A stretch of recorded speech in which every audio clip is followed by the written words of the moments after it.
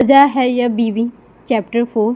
कुछ देर बाद घर के सभी लोग डाइनिंग टेबल पर मौजूद थे। मृत्युंजय हेड चेयर पर बैठा था और बाकी सब अलग बगल में बैठे थे। सामने वाली हेड चेयर खाली थी, वो दादाजी की चेयर थी जो फिलहाल के लिए यहाँ पर मौजूद नहीं थी। माही सर्वेंट की मदद से खाना डाइनिंग टेबल पर रख देती है और फिर सबको सर्व करती है। सभी जब खाना टेस्ट करते हैं तो उनके चेहरे पे स्माइल आ जाती है। अक्षय माही को देखते हुए कहता, वाह माही, आप तो। कहते कहते जब उनकी नज़र मृत्युंजय पे जाती है तो वो फ़ौरन बात बदलते हुए कहता है, मेरा मतलब भाभी, आपने बहुत टेस्टी खाना बनाया है। तभी उसका साथ देते हुए आदित्य बोले, हाँ भाभी, खाना तो बहुत टेस्टी है, मेरा तो मन कर रहा है कि मैं आपका साथ हाथ चूम। अचानक अक्षय उसके पीठ पर मारते हुए मृत्युंजय की तरफ इशारा करता। मृत्युंजय की बर्फ सी सर्द नजरें सामने थी और उसकी एक हाथ टेबल पर रखा था जिसकी मुट्ठी कस के बंद थी। मृत्युंजय आदित्य भी जबरदस्ती मुस्कुराते हुए कहता है, मेरा मतलब था कि मुझे यह खीर बहुत अच्छी लगी। माही ने भी उन दोनों की तरफ देखकर मुस्कुरा देती।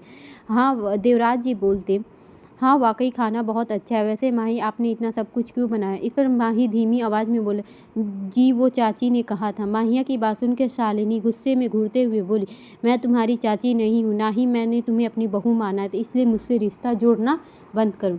शालिनी जी की बात सुनकर माही अपना सिर झुका लेती। मृत्युंजय ने भी कुछ ही नहीं कहा। जब निर्मल ने माहौल को बिगड़ता हुआ देखा तो उन्होंने कहा, वैसे माही, तुमने खाना वाकई बहुत अच्छा बनाती हो। इस पर शालिनी बोली, अगर ऐसी बात है तो क्यों ना तीनों टाइम खाना माही ही बनाए। इस पर निर्मल हैरान होकर बोली, ये क्या कह रही हो तुम? इस पर शालिनी माही को देखते हुए बोली, रिलैक्स दीदी, माही, इसमें कोई प्रॉब्लम नहीं होगी। क्यों ना माही? माही जानती थी वो सब कुछ परेशान करने के लिए कह रही है, लेकिन फिर भी वह हाँ में सिर हिलाकर कहती, जी मैं बना दूंगी। माही की बात सुनकर निर्मल एक गहरी सांस लेकर बोली, ठीक है, जो करना है बाद में करना, पहले हम सबके साथ बैठकर ब्रेकफास्ट कर लो। माही उनकी तरफ देखती तो जो मृत्युंजय के पास खाली चेयर पर बैठने का इशारा करती। माही उनकी बात मानकर वहां जाकर बैठ जाती। इस बीच शालिनी तीखी नज़र उन पर ही बनी थी। खाने के बाद देवराज जी बाकी सब गिफ्ट दिए। तभी निर्मल उससे बोली, माही, आज आपकी पगफेरे की रस्म, तो जल्दी जाओ, रेडी हो जाओ। इस पर मृत्युंजय कठोर और सख्त आवाज़ में बोला, वो कहीं नहीं जाएगी। माही, जो थोड़ी देर पहले बहुत खुश नज़र थी आ रही थी, वो मृत्युंजय की बात सुनकर उदास हो गई। तभी राजेंद्र जी बोले, मृत्युंजय से बोले, ये रस्म है जय, यह रस्म है जय। इस पर मृत्युंजय ने उन्हें देखते हुए उसके अंदाज में बोला, मेरा आखिरी फैसला है। इतना कहकर वहां से चला गया। विवान भी उसके पीछे चला गया। देवराज जी उसके पास और सिर पर हाथ रखकर बोला, सब ठीक हो जाएगा बेटा, आप फिक्र मत कीजिए। माही उन्हें देखकर हल्का मुस्कुरा दी। तभी आदित्य उसके पास आकर बोला, भाभी आप फिक्र मत करिए, हम दोनों हैं ना, आपकी बात करा देंगे। अक्षय भी उनकी बात सिर हिला दे। तभी शालिनी जी उन दोनों को डांटते हुए कहते, आदित्य कॉलेज जाओ, बहुत छुट्टी हो गई है तुम्हारी, और अक्षय तुम भी, अब बहुत हो गया घूमना, तुम कल से ऑफिस ज्वाइन कर रहे हो। शालिनी जी की बात सुनकर दोनों वहाँ से चले गए। उनके जाने के बाद माही से बोली, अब तुम बहू हो ना, इस घर की जिम्मेदारी भी निभाओ, घर में बहुत सारे काम होते जो जाओ जाकर करो। इसमें निर्मल उनसे बोली, ये क्या कह रही हो शालिनी, उसकी अभी शादी हुई और तुम? निर्मल की बात सुनकर शालिनी उसे गलत कह रही हूँ दादी दीदी, अब भले ना मानूं, लेकिन इस घर की बहू है तो जिम्मेदारी तो उठानी होगी। निर्मल शालिनी की बात सुनकर ना में हिला देती, अभी हम बड़े हैं, वो संभाल लेंगे, और तुम देखना एक दिन सारी जिम्मेदारी उठा लेगी, लेकिन अभी नहीं। उसकी बात सुनकर शालिनी एक गहरी सांस लेते हुए वहाँ से जाते हुए बोली, ठीक है, वो मैं देखती हूँ। इतना कहकर सीढ़ियों से होते हुए कमरे में चली गई। यह निर्मल माही से बोली, बेटा उसकी बातों पर ध्यान मत दो, तुम अपने कमरे में जाकर आराम करो। इस पर माही मुस्कुरा कर बोली, इसकी ज़रूरत नहीं है, मुझे उनकी बात पर बुरा नहीं लगा। OCF corporation. मृत्युंजय इस वक्त कैबिन में बैठा था। मृत्युंजय एक एरोस्पेस इंजीनियर था और साथ ही ओसीएफ का फाउंडर भी। हालांकि इसके साथ बॉक्सिंग में भी माहिर था। कॉलेज के टाइम उसने कई मैच जीते थे। मृत्युंजय बचपन से ही काफ़ी एक्टिव और एडिक्टेड पर्सनालिटी रखता था। वो किसी चीज़ को जो करता बहुत ही पैशनेट के साथ करता, जैसे मानो एक नशा सा हो गया उस पर। जीत की लत उसकी आंखों में नजर आती। शायद यही वजह है कि वह कभी हारा नहीं। उसे खुद पर बेहद गुमान और घमंड था, इसीलिए खुद पर एक उंगली बर्दाश्त नहीं करता। मगर माही ने जाने अनजाने में ही सही ईगो को चोट पहुंचाने की कोशिश की थी। इसी वजह से मीडिया को मौका मिला था उस पर उंगली उठाने का। वो पहले ही इस बेइज्जती का बदला लेना चाहता था, मगर शादी वाले दिन माही को और उसके लत के बीच में आ गई। इसलिए मृत्युंजय ने जीतने के नशे में माही से शादी कर ली। मृत्युंजय के सामने विवान बैठा था, उसे कुछ बातें कर रहा था। मृत्युंजय, ये सब क्या है? माना कि तुमने शादी की है, लेकिन इसका मतलब ये नहीं कि तुम उसके घर जाने से रोको। इस पर मृत्युंजय ने अपनी आईब्रो उठाकर ठंडी आंखों से घूरते हुए सर्द आवाज में बोलता है, यह तुम्हारा कोर्ट रूम नहीं है, नहीं जज हो तुम, किसी के दलीलों के मेरे सामने लेकर आ रहे हो। इस पर विवान घूरते हुए बोला, आई एम सीरियस मृत्युंजय, तुम अपनी एडिक्शन और पर्सनालिटी को थोड़ा काबू करो और कम से कम माही के लिए करो। बीवी है वो तुम्हारी, बाकायदा शादी की है तुमने उससे, ऐसे बिहेव मत करो माही के साथ। मृत्युंजय उसकी बातों को इग्नोर करते हुए लैपटॉप में देखते हुए कहता है, एक जरूरी काम है तुम्हारे लिए। इस पर विवान बोला, जरूरी काम? ऐसा भी क्या काम है? इस पर मृत्युंजय देखते हुए एक फाइल उसके आगे कर दी और वापस लैपटॉप में काम करने लगा। इस पर विवान ने फाइल खोल कर देखा तो फिर गहरी सांस लेकर वापस मृत्युंजय को कहा, मेरी बातों पर गौर करना मृत्युंजय। इतना कहकर विवान मृत्युंजय को देखा, एक गहरी सांस लेकर वहां से चला गया। विवान ने एक क्रिमिनल लॉयर था, उसे मुंबई में एक बड़ी लॉ फर्म थी। मृत्युंजय के सारे लीगल काम बहुत ही आसानी से हैंडल कर लेता था। मृत्युंजय ने एक बार दरवाजे की तरफ देखा, फिर दांत को पीसते हुए बोला, बीबी माय फूड। शाम का वक्त रोज कैसल। माही दोपहर का लंच बनाने के बाद कमरे में बैठी थी। एक पल में ही उसकी किस्मत पलट गई थी। जिस इंसान से वो इतना डरती थी उसकी बीवी बन बैठी थी। उसे अपने भाई और फैमिली की बहुत याद आ रही थी। उसे लोगों को ख्याल आ रहा था, अपने भाई की फिक्र हो रही थी। माही ऐसे ही घड़ी नजर डालती तो रात के खाना का वक्त हो गया था। माही नीचे आई और रात की डिनर बनाने के बाद इसके बाद निर्मल जी किसी काम के लिए उसे साथ ले गए। रात के 10 बजे माही अपने कमरे में इंटर हुई, किसी से बुरी तरह से टकराई। उसे चिढ़ते हुए अपना सिर उठाकर देखा तो सामने मृत्युंजय खड़ा था, जो नीली और सद निगाहों से देखकर जबड़े कसते हुए बोला। माही उसे घबरा कर बोली, आप कब आए? इस पर मृत्युंजय उसे कमर पकड़ कर अपने करीब करते हुए सर्द आवाज में बोला, कहाँ थी तुम? इस पर माही अटकते हुए बोली, वो माँ ने बुलाया था। आह! माही की चीख निकल गई, क्योंकि मृत्युंजय ने उसकी कमर को कसकर पकड़ लिया था।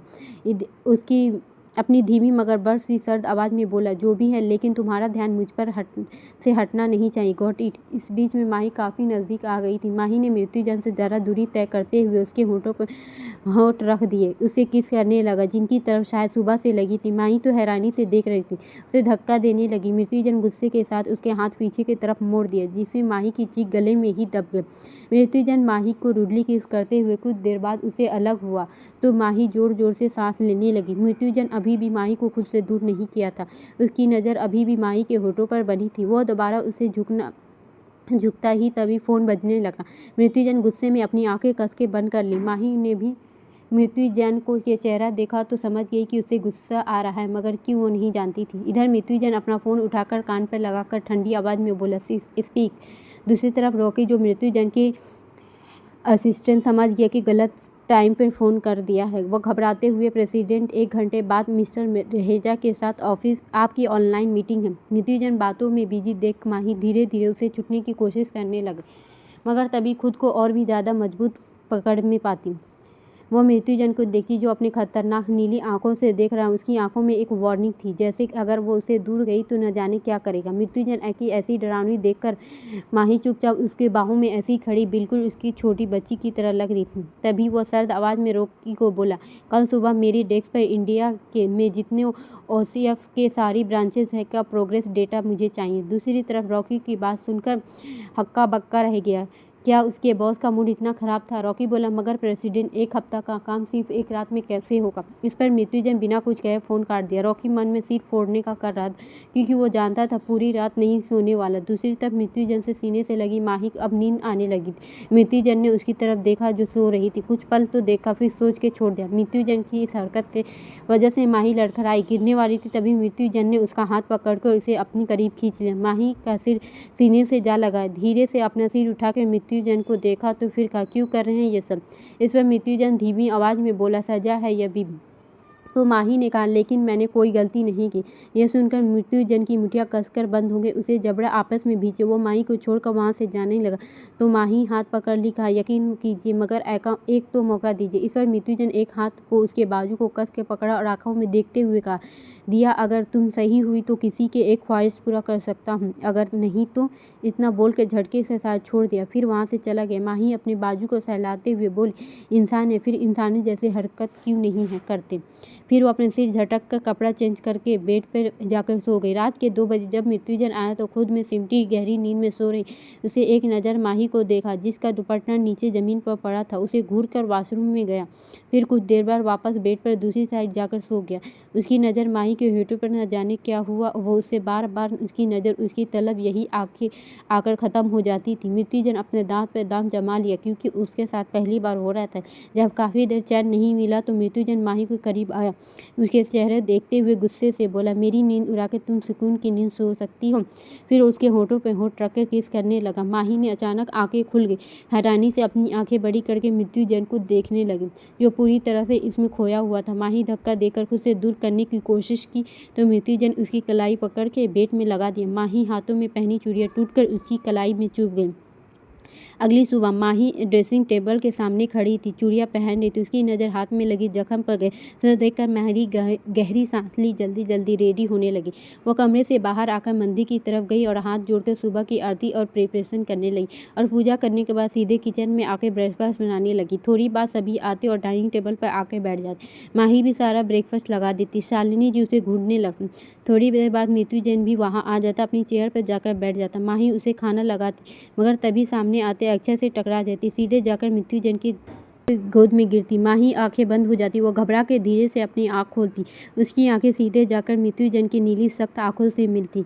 यार कमेंट में तो कंजूसी मत करो। अच्छा अब बताओ मृत्युंजय क्या करेगा आगे? क्या वो गुस्सा करेगा माही पे? जो भी नॉवल सुन रहे हैं रिव्यू दे दे। Bye bye.